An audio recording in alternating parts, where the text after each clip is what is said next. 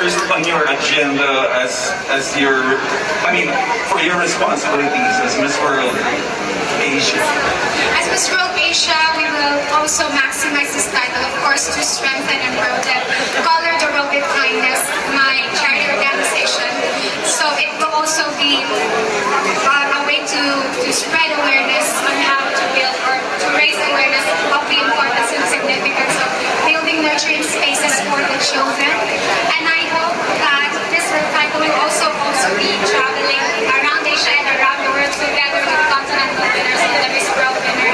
So thank you so much as well to Miss World Organization for this opportunity to continue raising our flags for the Philippines and also to continue advocating for the meaningful causes that are near to our heart.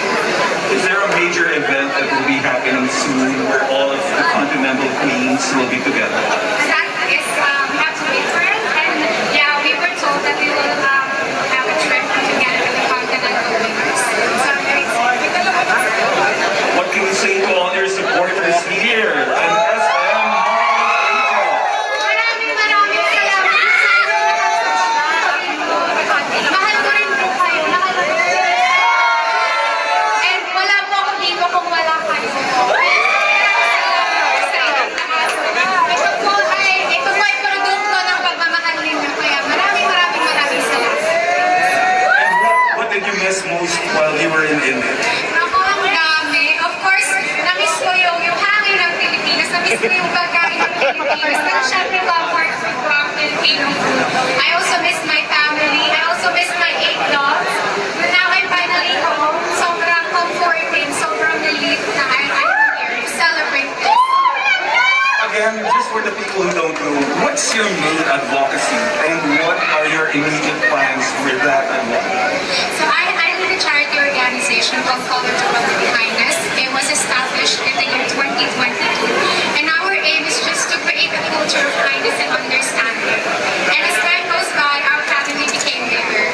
And now we were able to build and help rebuild the early learning facilities in our community and also reconstruct homes in our community. And we plan to do that, if not now for the entire community, but one home and one step at a time.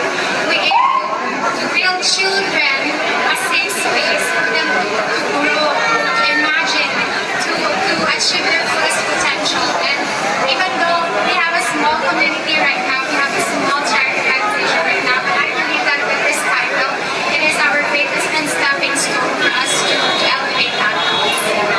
Last question. So, what was your meeting with Julia Morley like? Miss Julia and her team. How do you describe it?